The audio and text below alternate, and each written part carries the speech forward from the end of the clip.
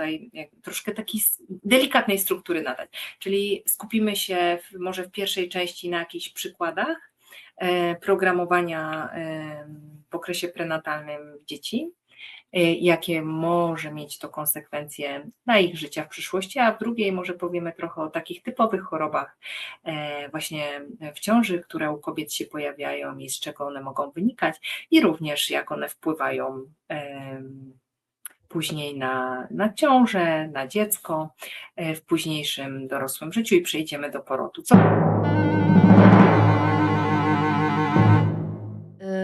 Te kobiety, które wymiotują, no to możecie je zapytać, czy ciąża była we właściwym czasie, czy była gotowa na to, czy to jest właściwy moment, albo czy to właściwy partner, z którym chciała zajść w ciążę. Także to są takie dwa hasła, które się pojawiają, czy to właściwy czas, czy to właściwa osoba, czy ona tego po prostu chce, bo w jakiś sposób te wymioty to jest tak jakby odrzucenie tego zajścia w ciążę.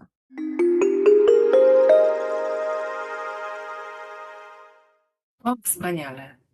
Zaczęłeś. Leci. Brawo ty, naprawdę, Anetka. Yeah. Tak, a propos, Tak. to jest ta właśnie moja siostra, która jeszcze kilka lat temu uznawała siebie za antytechnologiczną i bała się wszelkiej technologii. Dzisiaj po drugiej stronie jest również naszym dzisiejszym operatorem. Także brawo ty, siostra, brawo ty. Brawo, operator dźwięku, kamera, akcja. Wchodziłyśmy drugi raz, bo trochę byłam rozmazana, ale dobra, poradziłyśmy sobie. Nagrywanko leci. Tak. Dzień dobry. No, dzień dobry, dzień dobry. Anetka, jak mogę się z Tobą jeszcze podzielić tą myślą, jakby skończyć tą myśl, którą zaczęłam wcześniej. Jasne. Tak, to myślę, że po prostu tak jak płynie, to tak rozmawiajmy. Dla mnie osobiście to jest jakby duża, większa przestrzeń. Natomiast jak będą webinary, no to my wtedy faktycznie możemy to konkretnie ukierunkowywać pod kątem danego tematu. I tam, gdzie skończyłyśmy, tam zaczniemy, ale płynnie możemy się tu poruszać po tym, co dzisiaj w ogóle nas dotyka, czy dotyczy, czy z czym się dzisiaj może też mierzymy. Ja mam kilka też fajnych przemyśleń a propos technologii, tych bodźców technologicznych, że warto, żebyśmy spróbowały, jak już wrócę tam do nas, do Krakowa, to żebyśmy spróbowały robić te nagrania, jak będziemy razem ze sobą. Bo mam takie poczucie i dzisiaj jakby też sobie próbowałam to rozpoznać, że jak my jesteśmy razem nie za kamerą, Online. ale właśnie razem jesteśmy online, to nasze energie zupełnie inaczej pracują, zupełnie inaczej. Jakby technologia, pomimo tego, że jasne, my możemy z poziomu naszej wolnej woli wybrać, że chcemy inaczej, ja mam takie poczucie, że to nie jest to samo, że jednak jak jesteśmy razem, to te energie zupełnie inaczej się łączą i jeszcze coś piękniejszego jakby powstaje. To takie miałam dzisiaj przemyślenia a propos właśnie naszych tutaj nagrywek i rozkmin różnych. Tak, to może podzielimy się, że dlaczego w ogóle o tym rozmawiamy, bo wczoraj nagrywałyśmy dla Was ten odcinek, ale cały czas nas wycinało, jakbyśmy były we mgle. Pojawiały się myśli, pojawiały się słowa, którymi chcemy się dzielić i nagle po prostu ucinało. Ja nie wiem, co ja chcę powiedzieć, więc wczoraj było takie nagranie i zdecydowałyśmy, że no, nie było to tej jakości. Ja w ogóle czułam się, że jestem na 40%, a chciałabym być zawsze dla Was na 100% i że dzisiaj robimy powtórkę. Dzisiaj zabezpieczyłyśmy przestrzeń, pooczyszczałyśmy się wzdłuż i wszerz, zabezpieczyłyśmy wszelkimi możliwymi artefaktami i jesteśmy w czystości, tak, no i w połączeniu ze źródłem, bo na tym nam najbardziej zależy, żeby być cały czas połączone ze źródłem, a wczoraj nam się to po prostu zwyczajnie nie udało. Tak a propos technologii, która na nas w jakiś sposób wpływała, że byłyśmy rozmazane i trochę niepołączone ze źródłem. To tak. Raczej bardzo niepołączone. Ja czułam, że mi się całe pole defragmentuje i że to jest sprawka sztucznej inteligencji, więc dzisiaj, tak jak Anetka powiedziała, mamy tu wspaniałego fantoma, który sam tam zbiera i transformuje energię i odprowadza je do źródła, więc dzisiaj czujemy, że te częstotliwości są faktycznie zupełnie inne. A wczoraj było, myślę, że nie do końca wesoło, natomiast taką odwagą podjęłyśmy decyzję, że nie będziemy się z Wami tym dzielić, bo tak jak Anetka powiedziała, chcemy się dzielić właśnie tą czystością, tym, kim zwyczajowo jesteśmy, dlatego dzisiaj było mocne zrywanie paktów i umów personalnych również, przynajmniej w moim tutaj przypadku, dlatego żeby wejść naprawdę czysta, żeby nie wnosić tego, co się zadziało w ciągu dnia w moich relacjach, bo przy okazji tej pełni, co nas pięknie tutaj programują różnymi kolektywnymi energiami, no to mogło się podziać, prawda, relacyjnie. No i co, Anetka? Może faktycznie gdzieś tak powoli będziemy zmierzać do tego, co było naszym tym celem dzisiaj, czyli kontynuacji, tak? Kontynuacja. Kurde, sorry, przepraszam, Anetka. Miałam nie ruszać głową, żeby nie było widać. Tak, chowamy ten kontakt. Ja nie wiem, czy ty masz kontakt, więc staraj się nie pokazywać kontaktu, który tam zasłaniasz głową, bo chcemy mieć piękne tło, które będą rozpraszać. Wiesz co, nie Ale pomyślałam, bo mam udało się. piękny obraz po drugiej stronie, nie? Mogłam przewieźć. Wydało się, zasłaniasz kontakt głową. Czyli zobaczmy, czy ja coś zasłaniam. O, nie. Ty nie Ja się nie mogę ruszać, ale lepiej żeby nie była jasność. pokazać. Tak, ale żeby była jasność, to ja na to nie zwróciłam uwagi, ale moja siostra, która jest mistrzynią, jeżeli chodzi o szczegóły, naprawdę, nie znam drugiej takiej istoty, od razu wyłapała, że mi coś tutaj, wiecie, tutaj drynda i może was rozpraszać. Ja rozumiem. Zamiast patrzeć na ciebie, ja patrzę, co ty masz z tyłu, takie białe z głowy ci wychodzi. No nie lubię tego. No Nic dobra, z głowy nie wychodzi. Staram się bardzo nie ruszać głową. No. Dobra. No to nie ruszamy głową, opowiadamy, wracamy do tematu. Ja tutaj zarządzam ptaszkami, ale coś mi się ptaszki zakryły. Poszły coś za daleko. Zmienię ptaszki. Ale w ogóle jakieś brain waves. No ja chciałam ptaszki. Słuchajcie, zaczynaj, a ja robię ptaszki, żeby nam się... Dobra, to okej, to ty, piękne masz kolczyki. Bardzo dziękuję. mi się podobają. Fenomenalnie pasują do twojej urody. Także... Mają rozpraszać wszelkie impulsy, które idą w stronę, od razu są, wiesz, rozbłyski. Ja wiem, no to prawie jak Kung Fu Panda. To jest właśnie kung fu. Jeżeli myśmy się kiedyś zastanawiały, jak zobrazować kung fu, to jest właśnie kung fu. Tak, czyli Anetka była kung fu, ja byłam pandą. Albo na odwrót. Ale kto był kung fu? Ty byłaś kung fu? Tak, no bo ty zawsze... Tak, a ja byłam pandą. Mhm. Tak, ty zawsze się identyfikowałaś z pandą. To mnie zostało bycie kung fu, chociaż nie wiedziałam, jak można być kung fu, no nie? Ale myślę, że ty po prostu jesteś i to widać. Dobrze, to może płynnie do naszego tematu, więc płyniemy poprzez okres prenatalny. Tak, płyniemy poprzez poczęcie i dalej okres prenatalny i popłyniemy wprost do porodu.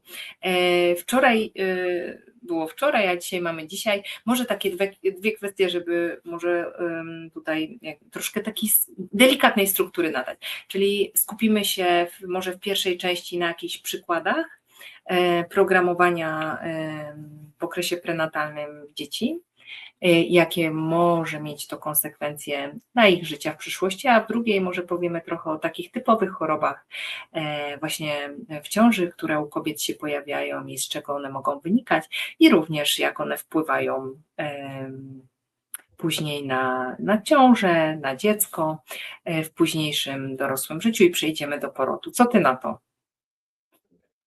Akcja, rewelacja i jestem gotowa. Patrz, jakie banery tu puszczam. W ogóle wow. Jestem zachwycona, naprawdę. Ja mogę już pracować, nie wiem gdzie, ale... Założymy Tak, to będzie najwspanialsza telewizja. No, na pewno będzie najzabawniejsza. To Be Wonder Me. Be Wonder Okej. Me, tak jest. Ja wiem jak zacząć. Wczoraj mi się przypomniał fenomenalny przykład programowania, bo chcemy w przykładach Wam pokazać, jak programujemy nasze dzieci już od poczęcia.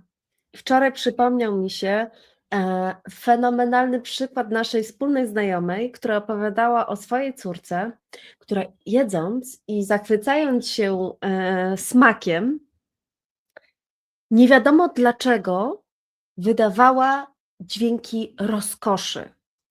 To był naprawdę duży problem dla rodziców, bo spotkania rodzinne, wyjście do restauracji w ogóle nie wchodziło w grę, bo dziecko wydawało z siebie dźwięki rozkoszy, jak mu coś smakowało. Ja nie będę tego reprezentować, ale możecie sobie wyobrazić u małego dziecka dźwięki rozkoszy. No i co? Fenomenalne narzędzie takie jak właśnie psychobiologia pokazało, że rodzice wrócili do momentu poczęcia i córa ich została poczęta na kanapie przed telewizorem, gdzie leciał program kulinarny, gdzie cały czas gotowali i degustowali, się zachwycali, więc przyjemność skojarzyła się ze smakiem. I jak coś smakuje, no to fenomenalnie można to zaprezentować tak jak w tej przyjemności. Także to jest taki przykład programowania z poczęcia, ale taki fajny w sensie, że słuchajcie, to tutaj mózg nie wybiera, mózg zapisuje. Wszystko, co się wydarza, to się odtwarza. Tak, ale tutaj oczywiście my tylko dajemy takie zajawki może tak, żeby szerzej eksplorować, bo to tak wiele czynników ma wpływ na to, co później będzie odtwarzane i jaki program, że to naprawdę warto zgłębiać. My tutaj no jakby dzielimy się własnym doświadczeniem po to, żeby może właśnie wejść bardziej, eksplorować tutaj przestrzeń, bo naprawdę jest to praktycznie studnia bez dna, jeżeli chodzi o wiedzę. A tak jak już powiedziałyśmy, no, wiedza to jest świadomość, a świadomość pozwala nam dokonywać innych wyborów. Więc może Anetka jakieś kolejne przykłady, jeżeli chodzi, to może w ogóle o okres prenatalny, prawda? Czyli wszystko to, co się zapisuje w łonie mamy. Zdarzenia, styl życia, sytuacje. Okej, to może dam przykład gdzieś tam z mojego środowiska, z mojej praktyki. Kobieta straciła mamę, będąc w ciąży. Czyli ja już też wcześniej mówiłam o trudnych sytuacjach, wypadkach bądź śmierci bliskich, jakie odciskają piętno i jak to się programuje potem w dziecku. Co było? Pojawiła się cukrzyca ciążowa, tak to się nazywa, tak? Tak, cukrzyca ciążowa. Która mówi, że jestem sama jak samotna wyspa, mówi o samotności i ta kobieta po śmierci mamy po prostu czuła się, że jest osamotniona, ona chciała się, jej mama nagle zmarła, ona chciała się dzielić tą radością, chciała tych wskazówek, jak sobie radzić w różnych sytuacjach i nagle odeszła i ona się poczuła bardzo samotna i od razu się zaczęła ta cukrzyca i z tego co pamiętam, śmierć mamy była w 6.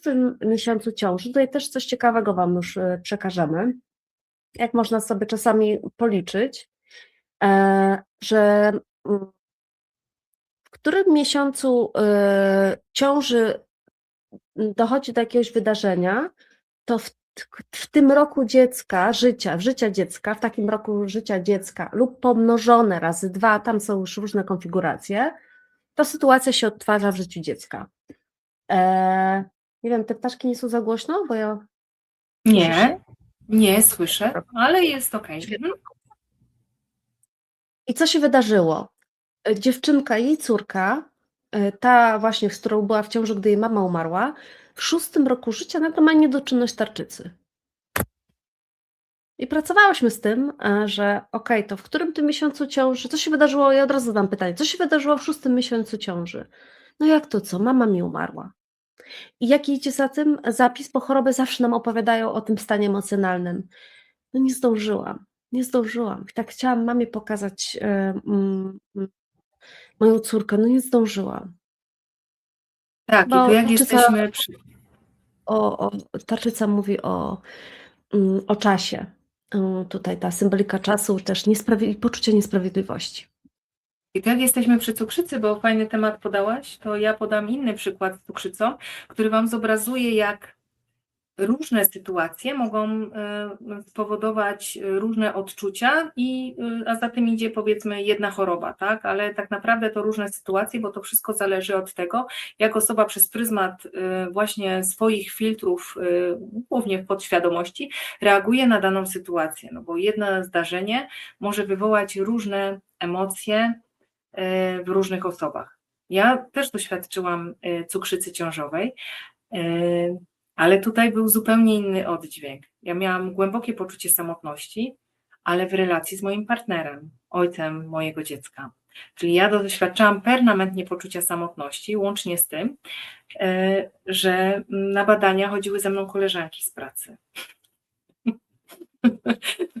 No tak, to taka właśnie ciekawostka. Więc tak, doświadczałam cukrzycy ciążowej. I co ciekawe, co za tym idzie, bo to jest właśnie też kwestia programowania dziecka. Miałam bardzo ubogą w kalorie dietę, w związku z tym jadłam bardzo, bardzo mało w tej ciąży, ale czasami pozwalałam sobie nie robić testów cukrzycowych i najeść się, tak naprawdę się najeść, bo czułam w sercu, że jakby tutaj nie zaszkodzę dziecku. No i jak to się objawiło w życiu mojej córki? No dokładnie w ten sam sposób. No je jak ptaszek, naprawdę.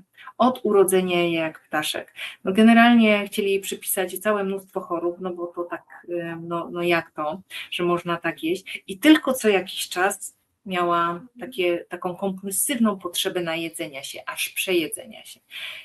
No i w bardzo prosty sposób Jak mamunia. jak mamunia w ciąży, więc dokładnie odtwarzała to przez większą część życia. To jeżeli tutaj jesteśmy przy cukrzycy, no i są bardzo proste metody, może nie ze wszystkim te proste, ale są proste metody zwolnienia dziecka właśnie z tego z tego ograniczenia i odtwarzania. Tak, no ja to nazywam ograniczeniem. Dla mnie to jest ograniczenie, które zostało przekazane, bo to nie jest prawda ona odtwarza tylko jakiś wzorzec zachowania w tym wypadku i są bardzo proste sposoby komunikacji właśnie dzieciom tego.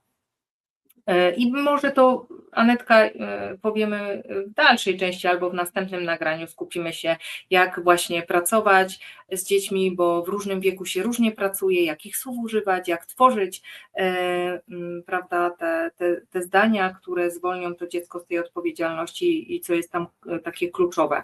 A tutaj jakby skupmy się dalej na może przykładach, prawda, odtwarzaniu z życia prenatalnego. Tak. Przykłady z życia prenatalnego. To dam jeszcze jeden fajny przykład, który na mnie zrobił ogromne wrażenie, jak to po prostu kropka w kropkę się odtwarza. Na którychś jakichś warsztatach, które prowadziłam dla kobiet, metodą konstelacji rodzinnych, stawałyśmy sobie na kartkach, gdzie jest, każda kartka to jest każdy miesiąc. No i stając na tej kartce odczuwamy, co tam się wydarzyło. I pamiętam, jedna uczestniczka stanęła na 8. miesiącu i nagle jak wszystkie pozostałe uczestniczki weszły w to ustawienie, słuchajcie, zrobił się taki rumor i myślę sobie, jaka to jest scena, niesamowite, bo była kompletna cisza, nagle jest rumor, jak na korytarzu. Ja zadaję pytanie jej, mama pracowała w ciąży? Ona mówi, do samego porodu. A gdzie pracowała? No wykładała na uczelni. I słuchajcie, ta osoba, ta kobieta oczywiście wykłada na uczelni razem długi czas ze swoją mamą, napisały razem jakąś książkę, pracuje na 2 etaty, po prostu na maksa, non-stop pracuje, tak jak mama, bo to jest ten program, całą ciążę mama pracowała, więc to jest tak, ty też tak miałaś, też z tym pracowałaś, że mama cały czas pracowała, więc ona też pracuje na 2 etaty, a w weekend jak się nic nie dzieje, no to jeszcze zapisała się na jakieś studia, żeby jeszcze wypełnić ten czas po brzegi, tak jak, bo w taki program się zapisał w ciąży i tej pracy, no, z to bycia zajętym, że praca to jest jakaś taka właśnie wartość. Także tak mi się przypomniało. A to było, Anetko, Ale ja się może jeszcze odniosę, bo ty mówiłaś o wartości jako pracy. U mnie na przykład był zapis, że praca równa się życie, czyli nie pracuję, czy ciężko dodam, tak, bo ciężka praca, no moja mama akurat ciężko pracowała, była szlifierzem diamentów. Więc tam naprawdę, słuchajcie, była ciężka praca, więc u mnie to się zapisało tak 1 do 1, że ciężka praca równa się życie.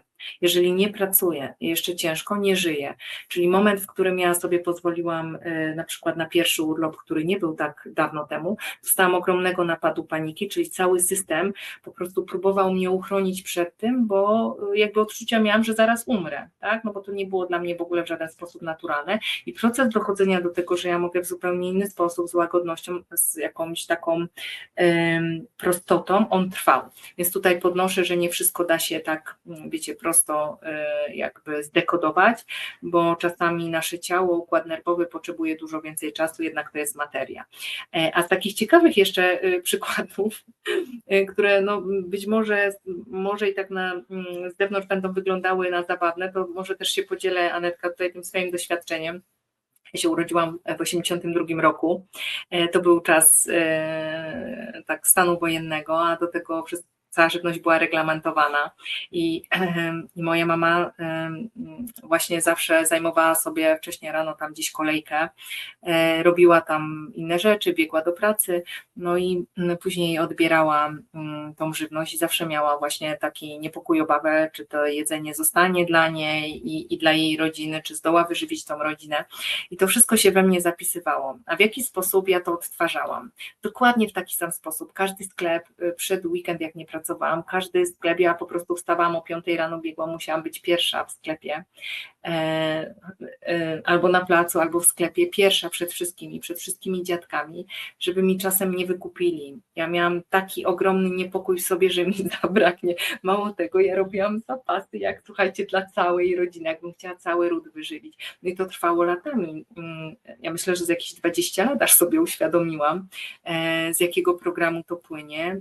No i zdecydowałam, że ja dzisiaj mogę inaczej, że ja nie mam potrzeby czuć obawy, lęku, że mi zabraknie, bo mi nie zabraknie, bo dóbr jest wystarczająco dla wszystkich na całej planecie. tak, czasami o tym zapominamy. No i tak jak widzicie, są czasami takie zakodowane programy w nas, które naprawdę nam uprzykrzają życie, no bo w sobotę z dziewczyną zamiast sobie pospać, to biegnie po jakimś placu, żeby tam marchewki najlepsze pozbierać, bo mówi, żeby dziaduś nie był pierwszy, no nie? Jakiś, no po co to komu, no można sobie potem zdekodować to i pospać do 10 soboty, bo i tak tyrała prawie przy diamentach do swego czasu, jak mama. O, Praca, praca, zdecydowanie. praca. No, ale tak, no to chyba moja mama się nie za bardzo przemęczała, jak była ze mną w ciąży. Tak, od ciebie można się uczyć, jak Ramów nie mam, jestem w slow motion, także za bardzo się tak, szanuję bardzo pracę.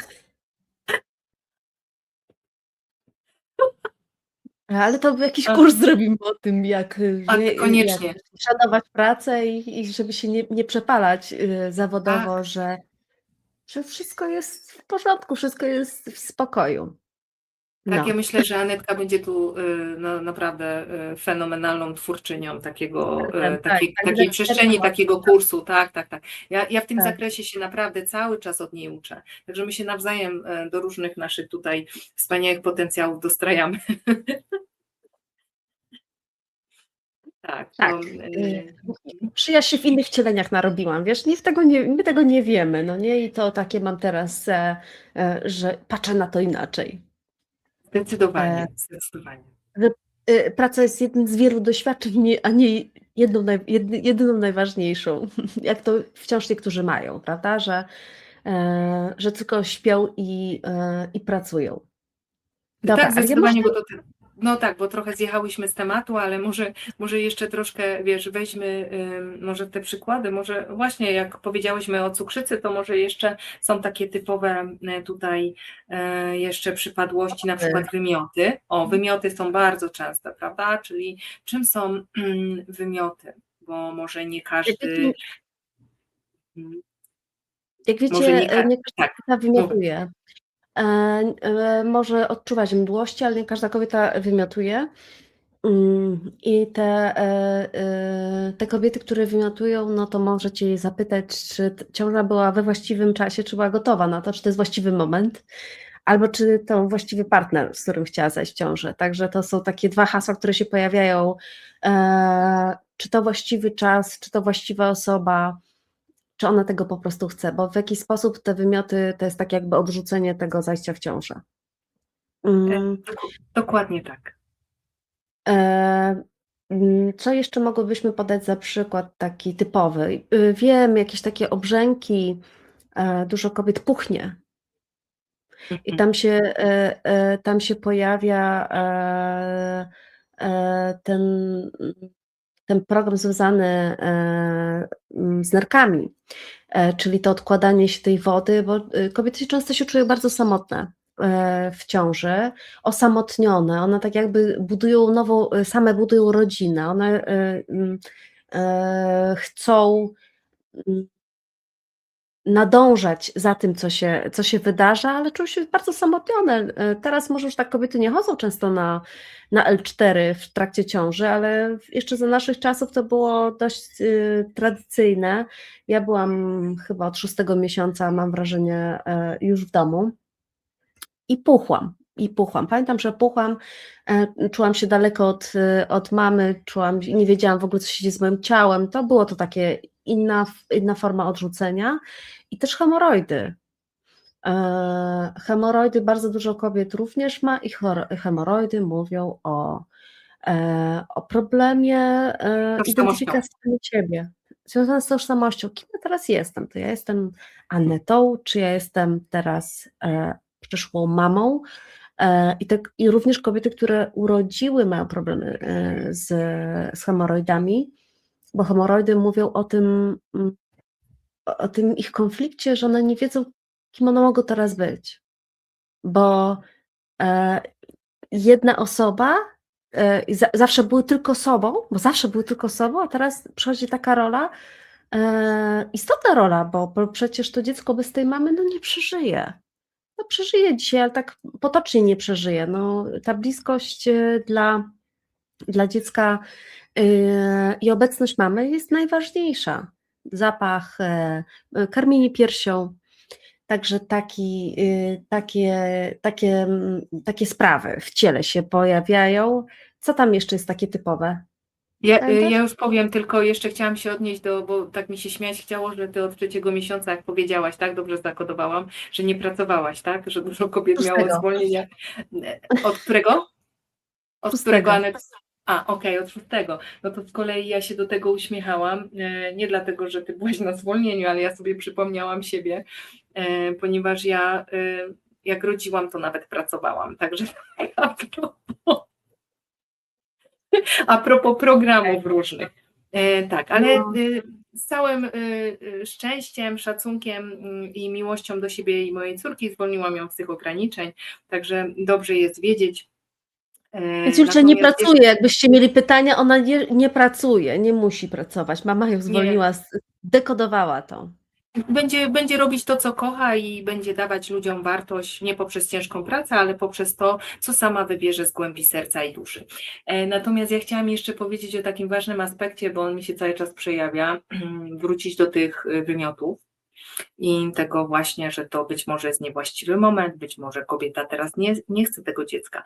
Tam się buduje bardzo mocny program odrzucenia, nie? Czyli zapis w całym po prostu dziecku, w podświadomości i to jest bardzo istotne, dlatego że no ja sama doświadczałam osobiście, czyli moja reakcja na ciążę, ona w zasadzie nie była moja, bo to też było bardzo ciekawe, ona szła po zapisie rodowym, czyli tak jak u mnie w rodzie kobiety reagowały na ciążę po stronie linii mojej mamy, ja dokładnie zareagowałam w podobny sposób, nawet nie mając jakby tej świadomości i wymiotowałam do któregoś miesiąca bardzo mocno, aż w końcu przed 5. miesiąc, w którym poczułam, że bardzo właśnie chcę mieć dziecko Ale jak to się zapisało? No przede wszystkim chorobami skóry. Bardzo mocny program odrzucenia, którego moja córka naprawdę doświadczała przez kilkanaście lat i dalej z tym jeszcze świadomie pracuje. Także to jest tak, objawiało się głównie astmą, chorobami skóry i różnymi innymi też chorobami z autoagresji, ale skóra no to jest ten pierwszy kontakt i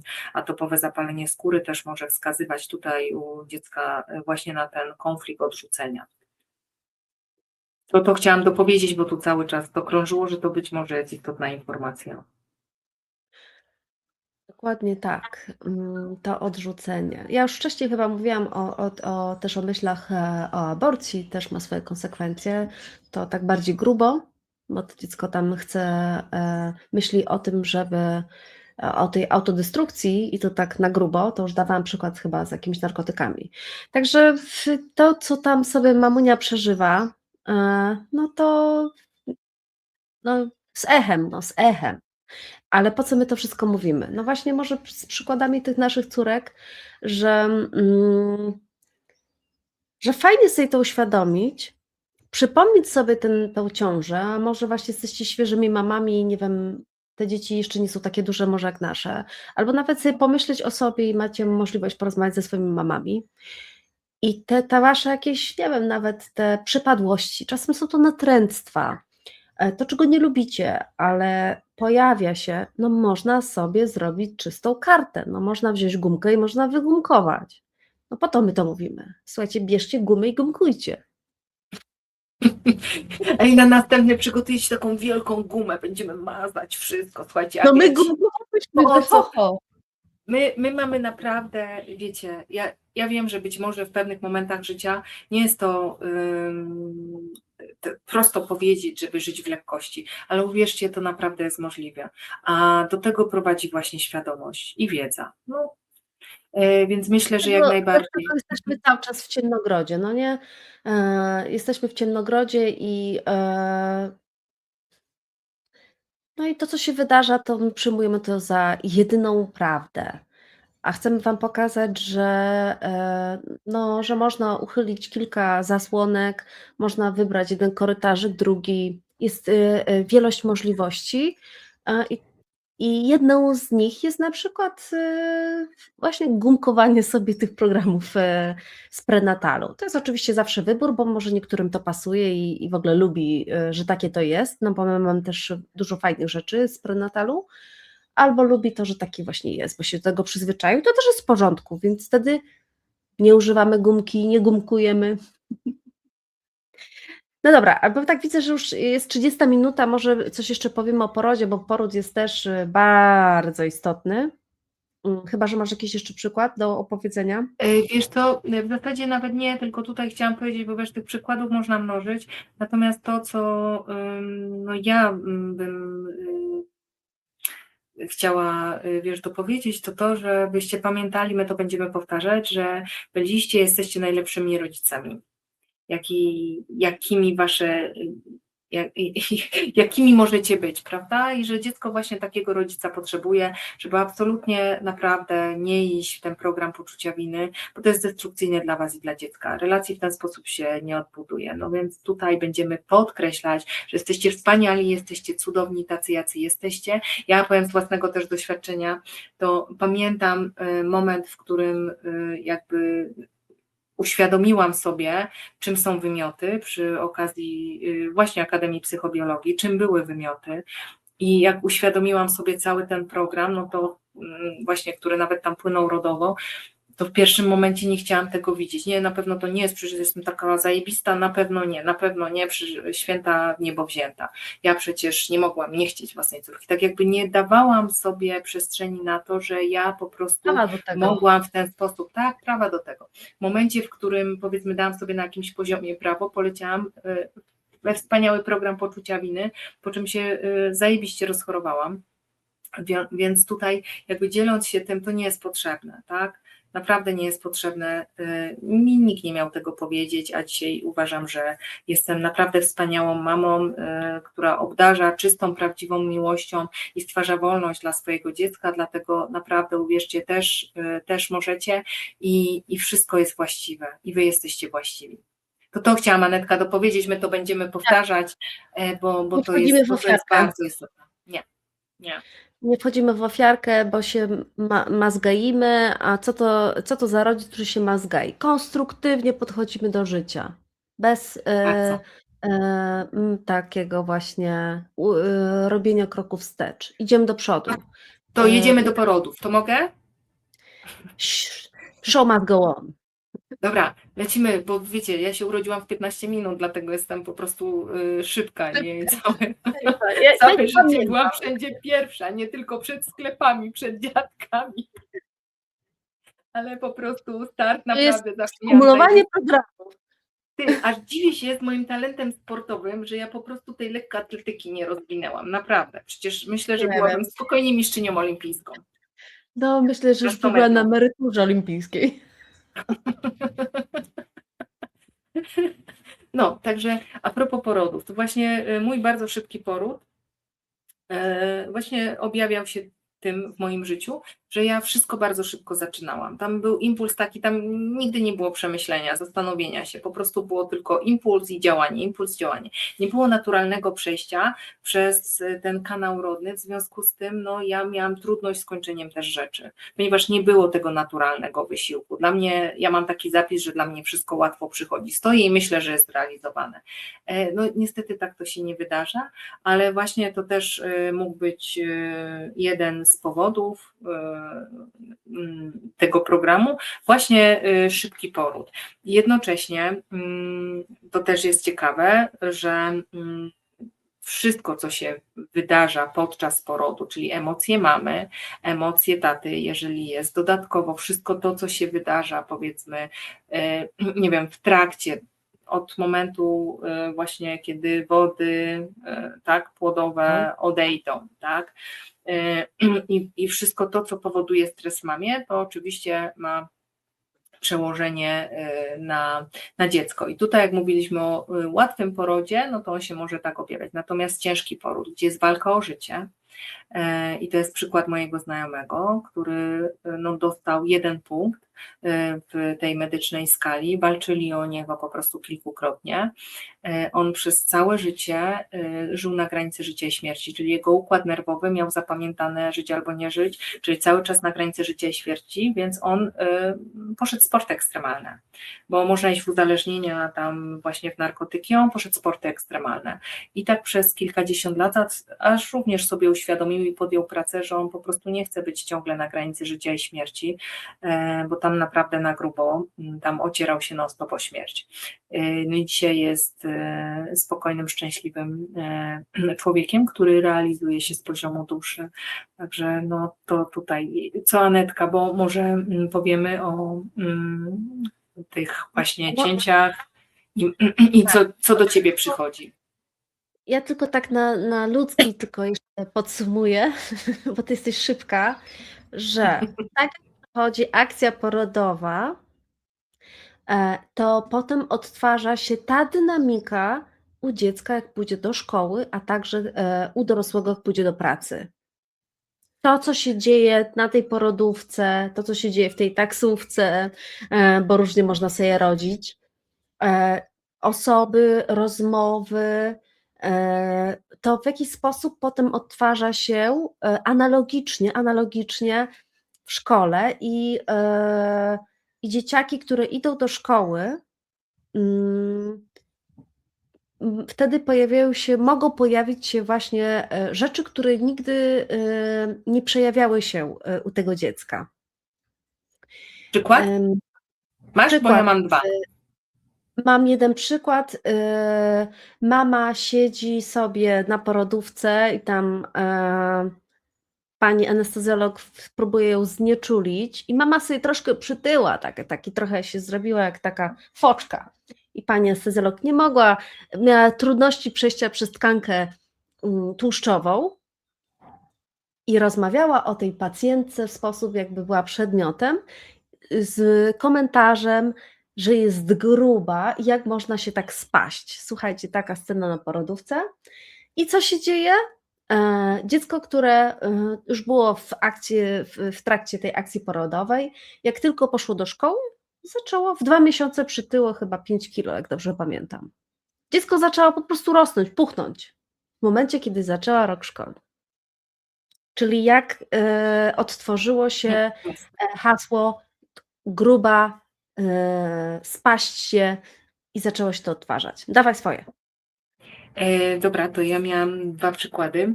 Jeden to akurat też moja córka to z takich właśnie ciekawszych programów.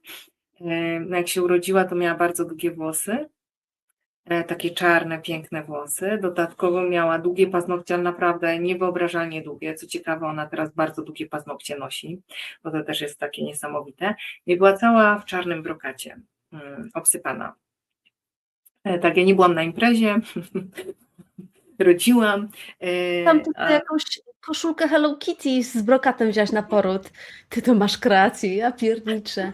Tam takie obciachowe trzeba nosić, takie piżamuchy z taką rozcięciem, że ta pierś ją wyje. Nie, ja będzie... miałam czerwoną z taką wielką Hello Kitty, ale nie była do porodu, no ja się nie spodziewałam, że urodzę. No w każdym bądź razie. O, chyba i tak nagle miałaś na sobie Hello Kitty, więc poszłaś w Hello Kitty na poród. To ja jedną, jedyną wzięłam, więc wzięłam Hello Kitty. No i tam był ten czarny brokat, który się stypał na wszystkich. No w każdym bądź razie leży ta moja córka już tutaj u mnie właśnie na piersi, no i przychodzi lekarz prowadzący, usiadł koło mnie i mnie tak głaska po dłoni, mówi, tak patrzy na nią z takim zachwytem, ale gwiazdę urodziłaś, jaka ona jest gwiazda.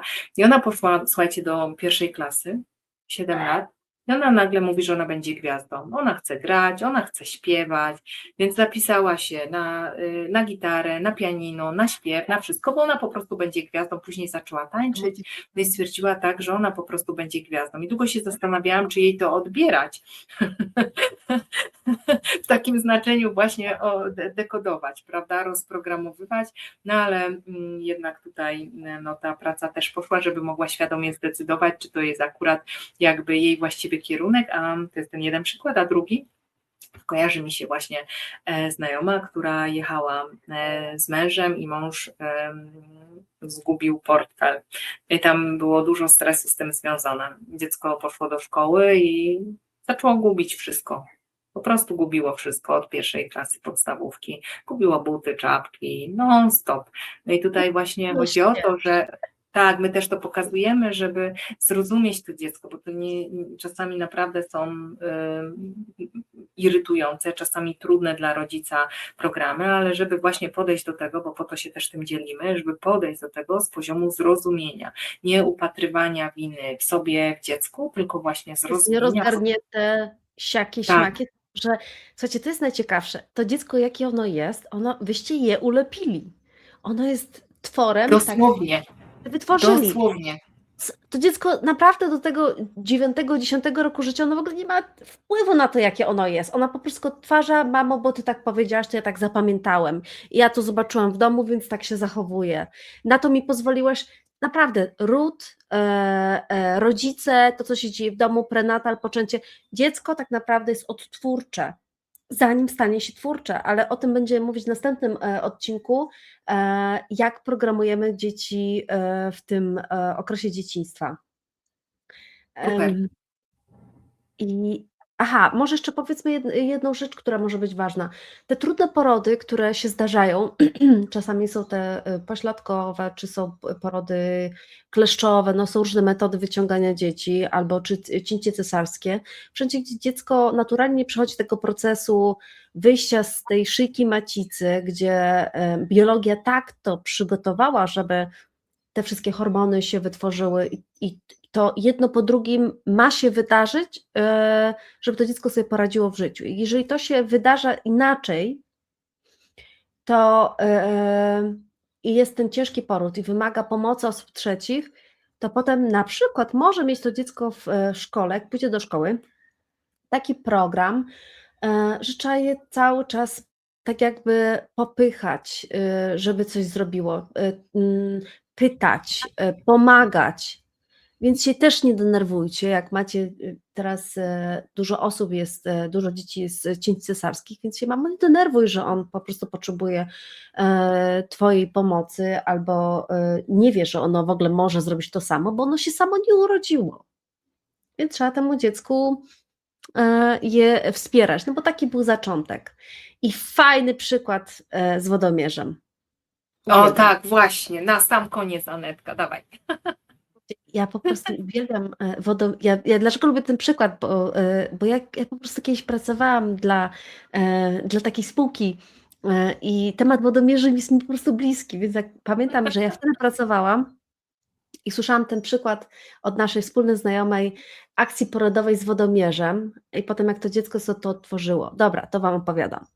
Mama w ciąży, wody odeszły, dzwoni do męża i mówi: słuchaj, zaczęło się, kochanie, jadę, szykuj się. No to żoncia się szykuje, czeka na męża, nagle dzwonek do drzwi, patrzy, inkasent, że chce przeczytać wodomierz. Myśli sobie, w sumie bardzo dobrze, bo potem już będzie dziecko i będę chodzić po żadnych garażach tam czytać tych wodomierzy. No i tam wody odeszły, bo to już się poród zaczął, to jest ważne. No i poszła sobie do tego garażu, przeczyta ten wodomierz. I co? No i dobrze, no i tyle. W którymś momencie dziecko zaczyna chodzić, eksplorować dom, eksplorować otoczenie i patrzy. Pewnego dnia odkrywa wodomierz i mówi, że on go chce, że ono bardzo chce wodomierz. Rodzice nie rozumieją, dlaczego dziecko chce wodomierz i zamiast zabawek dziecko miało wodomierze i spało z wodomierzem, ponieważ wodomierz już był w trakcie porodu, wodomierz go przywitał, to był jakiś taki, no nie wiem, niektórzy mieli 3 króli, a ten miał wodomierz, no nie? Także są różne istoty, które nas tutaj witają i chłopiec spał z wodomierzem i miał na półce zamiast samochodzików żeleśniaczków, miał wodomierze różne modele. Ja już sobie pamiętam, że wtedy sobie wyobrażałam, że znam tyle świetnych modeli wodomierzy, że nie wiem, czy ten ma. Także takie nawet takie dziwne akcje, które no ni chuchu by rodzic nie rozkminił, co chodzi z tym wodomierzem, co pogrzało go, czemu ten wodomierz chce. No nie wymyśliłybyście tego. Albo wymyślilibyście, bo pozdrawiamy panie i panów. Tak, pozdrawiamy wszystkich. Także myślę, że my mamy potężną moc kreacji, ale również tej takiej właśnie z naszego mentala, więc my jesteśmy w stanie sobie wszystko wyobrazić. Myślę, że tak, ale to życie pisze najlepsze scenariusze. Także pozdrawiamy wszystkich. Co, Anetka? Myślę, że dzisiaj wystarczy, bo i tak to jest dużo materiału. Tak, także my was Ale dzisiaj zachęcamy. było super, tak.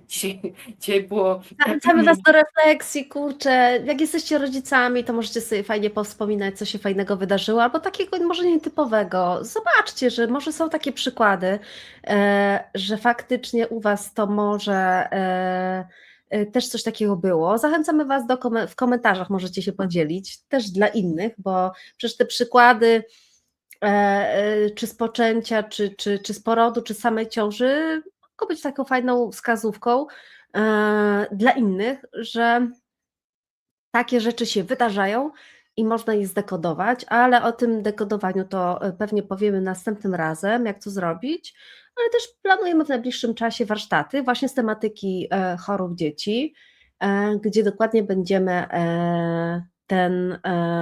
ten proces przekazywać, do czego Was bardzo serdecznie zapraszamy. Tak, ja jeszcze w ramach reklamy, przepraszam, mogę? Jeszcze Jasne. powiem, że tak, zapraszamy też na wspaniałe sesje, bo tutaj moja siostra od długich lat prowadzi rodziców i nastolatków, także zapraszamy na te sesje. Jeżeli będziecie potrzebować i będziecie czuli, że to jest ta energia i że tutaj byście mogli od nas to wsparcie otrzymać, to jesteśmy Dla Was. Tak, jesteśmy dla Was. Życzymy Wam pięknego dnia, popołudnia, poranka, bo to nigdy nie wiemy, kiedy Wy sobie to oglądacie. I do zobaczenia już niebawem i lecimy z kolejnym tematem, czyli już dzieciństwo i programowanie z dzieciństwa. To jest sztos, teraz się to dopiero dowiecie, co Wy rodziciele, stworzyciele robicie.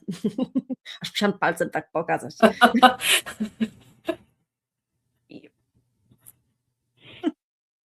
No to Trzymka.